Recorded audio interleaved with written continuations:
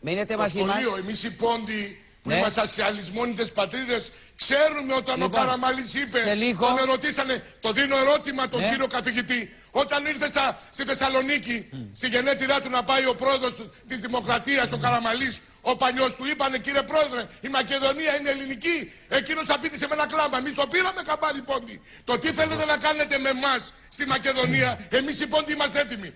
Βρείτε και άλλους σαν εμάς να είναι έτοιμοι. Εμείς είμαστε έτοιμοι, το ξέρουμε το έργο. Είναι και είναι και ο Φράγκος ο Φραγκούλης, αρχιστράτηγος στο ΛΟΚ. Αν δεν ξέρετε κύριε στη Λάρισα, είναι ένας στραντέλενας. Ο Φράγκος ο Φραγκούλης είναι αρχιστράτηγος. Εμείς οι πόντιοι που είμαστε στα ΛΟΚ είμαστε έτοιμοι. Σας προκαλούμε όλους. Ελάτε απάνω να καθαρίσουμε την πουγάδα. Μακάρι να ήταν όλοι σαν τους ποντίους.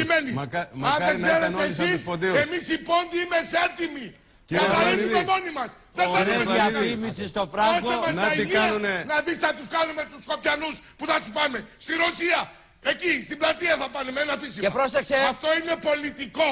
Αφήστε το τη φασαβούρα. Εμείς οι πόντιοι είμαστε έτοιμοι.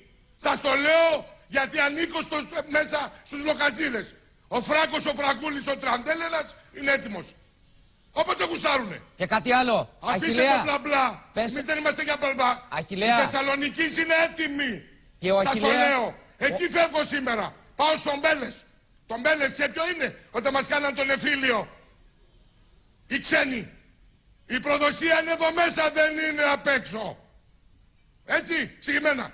Κύριε Ασλανίδη, τελειώσουμε, μην με προκαλείς. Δέστε τι έχουν κάνει. Εγώ πάω πάνω στη Θεσσαλονίκη σήμερα. Ναι. Να βρεθούμε τα τακίμια στον Μπέλες. Ξέρεις ποιο είναι τον Μπέλες? Το τριεθνές. Το τριεθνές εκεί που έγινε ο συμμοριτοπόλεμος. Έτσι σημαίνει. Κύριε Ασλανίδη, δέστε τι έχουν κάνει οι Σκοπιανοί. Άλλες συμμορίες δεν θέλουμε. Εμείς οι πόντικα θα καθαρίσουμε. Και θα πάμε και στην τραπεζούντα με τα πόδια. Στο λέω και αυτό γιατί αγοράσαμε και πολλές τράπεζες εκεί.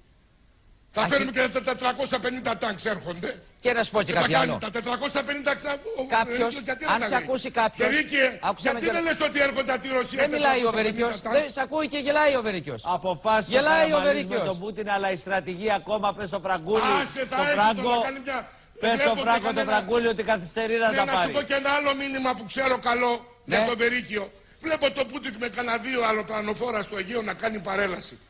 Εμείς το ξέρουμε που είμαστε. Να σου πω και κάτι άλλο, Αχιλλέα. Εσύ παραδοσιακός αριστερός, όποιος ακούει τώρα θα λέει: κοίτα, ο Αχιλλέας πήγε από την άλλη άκρη. Εσύ Έλληνας.